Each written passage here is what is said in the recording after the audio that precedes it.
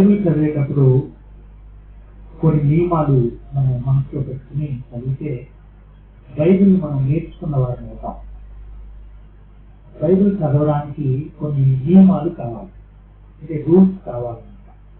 ఒకవేళ రూల్స్ తెలియకపోతే బైబిల్ని మనం అపార్థం చేసుకుంటాం. కాబట్టి ఈ సమయంలో బైబిల్ని ఎలా నేర్చుకోవాలో, ఎలాగో అర్థం చేసుకోవాలో కొన్ని విషయాలు మీకు చెప్పాలని ప్రయత్నిస్తున్నాను. ఇందాక చదివిన కీర్తనలో ఆఖరి వచనాన్ని మీరు చదివినప్పుడు కొద్దిగా మీరు ఆశ్చర్యపోయి ఉంటారు. ప్రతీకార స్వభావాన్ని దేవుడు ప్రోత్సహిస్తాడా, లేక దేవుడు అలాంటి స్వభావాన్ని, అటువంటి వ్యక్తిత్వాన్ని దేవుడు ఇష్టపడతాడా అని మనం అడిగితే జవాబు ఏమిటండి? దేవుడు ప్రతీకార స్వభావాన్ని కోరుకుంటాడా, ప్రకటించుకోవడాన్ని దేవుడు ఇష్టపడతాడా అనేది ప్రశ్న. మనందరం మనుషులం కనుక ఒక్కొక్కసారి మనకి కీడు చేసిన వారి మీద, మనకి నష్టం కలిగించిన వారి మీద, మనల్ని మోసం చేసిన వారి మీద మనకి చాలా కోపం వస్తుంది. వాళ్ళని చంపేయాలన్నంత కోపం వస్తుంది. వాళ్ళు నాశనం అయిపోతే చూడాలని కోరిక కలుగుతుంది. ఎందుకంటే మనుషులం కనుక అప్పుడప్పుడు మన యొక్క పాత స్వభావాన్ని అప్పుడప్పుడు బయట పెడుతుంటారు. 137 కీర్తన ఇలాగా చదివారు కదా. ఈ కీర్తన రాయబడిన సందర్భాన్ని, అక్కడ జరిగిన విషయాలను మనం మనసులో పెట్టుకుంటేనే ఆ కీర్తన మనకి అర్థమవుతుంది. ఎందుకంటే బైబిల్ అంతా దేవుని మాటలే, కానీ ఆ మాటల వెనక విశ్వాసుల యొక్క బాధ, భయము, కోపం కూడా కనబడుతుంది.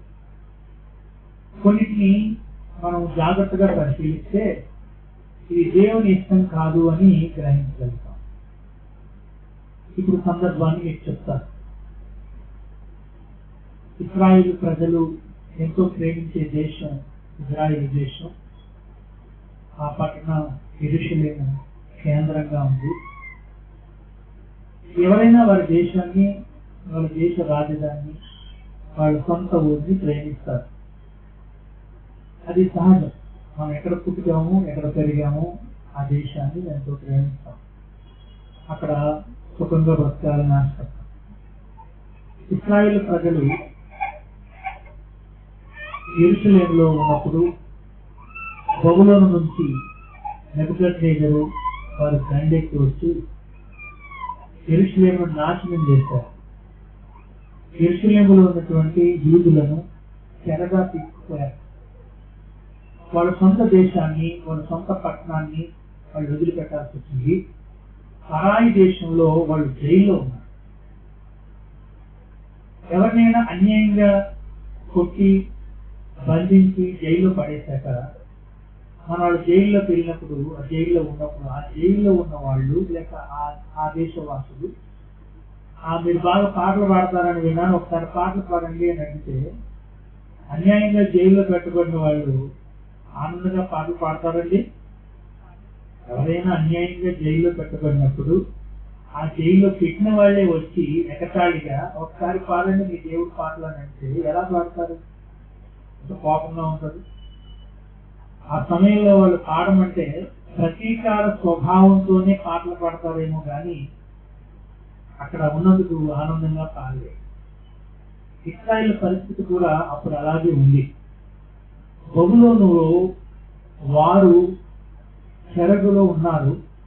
వాళ్ళ పట్టణాన్ని, వాళ్ళ దేశాన్ని వదిలిపెట్టి ఉన్నారు. కాబట్టి పరాయి దేశంలో ఉన్నారు. పరాయి అధికారులు వాళ్ళని పరిపాలిస్తున్నారు. పరిపాలించడమే కాదు, క్రూరంగా బాధ పెడుతున్నారు. అటువంటి సమయంలో రాయబడిన కీర్తన ఈ 137 కీర్తన. వాళ్ళకి ఎంత కోపం ఉందంటే శత్రువుల యొక్క పిల్లల్ని బండకేసి కొట్టేసి అంత కోపంగా ఉందన్నమాట. అలా చేసేవాడు గొప్పవాడు అన్నట్టుగా వాళ్ళు పాటలు పాడుతున్నారు. ఇందులో అక్షరార్థంగా తీసుకునే మాటలేం కాదు, ఖచ్చితంగా వాళ్ళ కోపాన్ని తెలియజేసే మాట్లాడుతున్నారు. బైబిల్లో బబులోను అని ఎక్కడ కనపడినా అది దేవునికి వ్యతిరేకమైన శక్తి. బబులోను ఇది మొట్టమొదట బాబేలుగా కనబడుతుంది. నిమ్రోద్ అనే అతను మొట్టమొదటిగా ఈ బాబేలు పట్టణాన్ని నిర్మించాడు. అక్కడి నుంచి ప్రకటన గ్రంథం వరకు కూడా ఈ పేరు మోగుతూనే ఉంటుంది. బైబిల్లో బబులోను అనేది నిర్దేవ జాతిని, దేవుడంటే భయం లేని ప్రజల్ని ఉద్దేశించి చూపించబడిన పట్టణం, అంటే నాస్తిక పట్టణం అన్నమాట. దేవుడంటే భయం లేని ప్రజలు, దేవుడంటే తెలియని ప్రజలకి పెట్టబడిన పేరు బబులోను. కాబట్టి ప్రకటన గ్రంథంలో కూడా ఈ బబులోను గురించి అలంకారంగా చెప్పబడుతుంది. బబులోను కూలిపోయింది, బబులోను పడిపోయినట్టు అక్కడ ప్రవచనాలు కనిపిస్తాయి. కాబట్టి ఈ కీర్తనలో మనం నేర్చుకునే విషయాలు ఏమిటంటే, పైనుంచి కిందికి వచ్చిన మాటలు కావు, కింద నుంచి పైకి వెళ్ళిన మాట.